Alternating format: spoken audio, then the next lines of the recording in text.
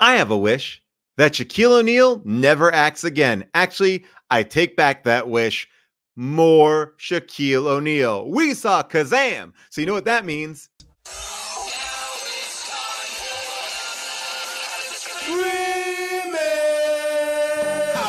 Schwarzenegger grow a baby in his belly, rock a rhinestone vest while whipping Justin to Kelly, or maybe see a burlesque show with Nick Crow and take a boat with speed to hitting cruise control. J-Man, Big Paul in the beautiful June, gonna take you from the goob all the way to the room. Ran the games of Street Fighter, helped to blow off steam, just a sucker punch the odd life of Timothy Green. Sharknado, the birdemic, how we staying alive. They call it in the badass and he's on the line, cranking 88 minutes cause they cool as ice, cause a bad Jim Varney looking kind of nice. Paul and June getting literal, Jason is getting laid. June is making sure all the monkey shots getting paid. They judge a bunch of movies while they're making the grade. Here's a real question for you, how did this get made? That's a good look, Haru. What's that smell? Hello, people of Earth, and welcome to How Did This Get Made? Last Looks. I'm your host, Paul Scheer, aka Tall John, and this is a YouTube series where we highlight some of the great episodes of How Did This Get Made's past. That's right, episodes that we once aired, but maybe have been behind a vault for a very long time, and now they are back, and you can listen to them right now wherever you get your podcasts. This is a classic movie. Shaquille O'Neal is a genie. He's been trapped inside a bottle. He comes on out and things start getting wild. Our guest on this episode was Kay Cannon. You know her as the director of Pitch Perfect. You also know her as a writer from 30 Rock. She's incredibly funny. And unfortunately, we subjected her to this film. And we had a lot of questions like, what does the kid in the movie's dad do? I mean, it is very odd and very vague. We also get into some of the acting choices that Shaquille made, which we further examine when we tackle Steel, which might be another Matinee Monday that should be coming up. Really, the biggest question is, what is up with Shaquille O'Neal's boombox lamp? Take a listen. This is honestly, this is a really big question now. Okay, hang on. We will come to know, this is a very serious question. We'll come to find out that Shaq wants a career as a performer, specifically a rap artist. Yeah. Do you think that while in the regular lamp, he always felt that way? Or was it something about being transported to that boom box? That's a good question. I don't know. That's a very good question. Because does rap go back 5,000 years? Well, if rap is poetry, then the answer is yes. I would argue that he's not even really rapping. So he comes out.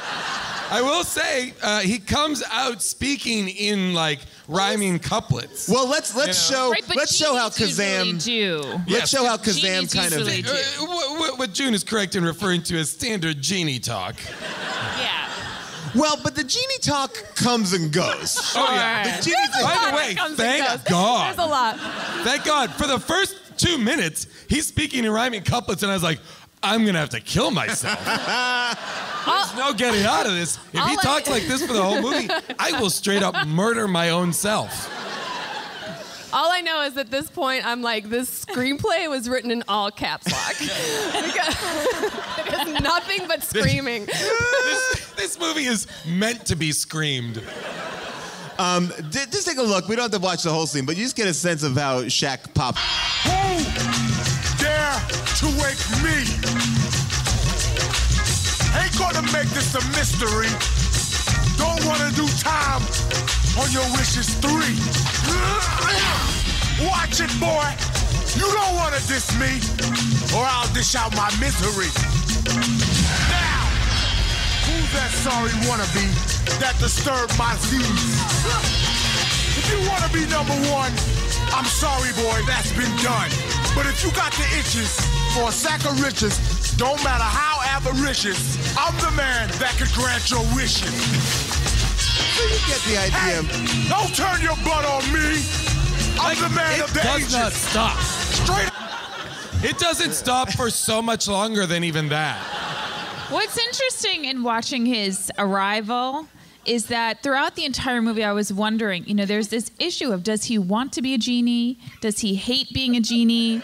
Does he want to grant wishes? It seems like he's like a self-hating genie. Like he doesn't, and he's so angry. Yeah. Like you're definitely, I wasn't tracking his emotional. Well, no. He's like, you gotta make, first it's like, he says 3 wishes, Max wishes for a car. Right. He's, unable to rusty do it. and not able to do it. And then he's like, you gotta make your wishes real quick.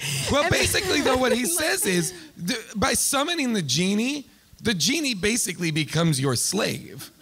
So I don't think anybody wants to be put in that position. So the quicker we get this out of the way, the quicker I get back to kicking back in the bottle, aka the boombox. The boombox, or in my mind, all genie understanding is the inside of the genie bottle from My Dream of Genie. Which seems spacious on that show too. Oh, beautiful. But then later on when they're in the basketball court, he says that he doesn't want to be a genie, and then he wants to get out of by it the bug. Because he wants to be a gen. Now he wants showbiz. I could not stop thinking about when you're just like hearing him rap the whole time, or whatever he was doing right there. But I was like, this is around the same time that I think Shaquille had released his rap album, right? It came out, yes. So he honestly thought, I think, that he was going to bodyguard this, like Whitney Houston style, and be like, look at how great I rap. 100%, because there's 2 rap songs in this film that are very specific to genies. Like if the audience might be like, I think this dude's a genie because he's rapping a lot about genie-specific things. All of his references are from 3,000 years ago. But he's not a good genie out the gate. Or a good rapper. Like terrible. What he just did might as well have been written by Ronnie the limo driver from the Howard Stern show.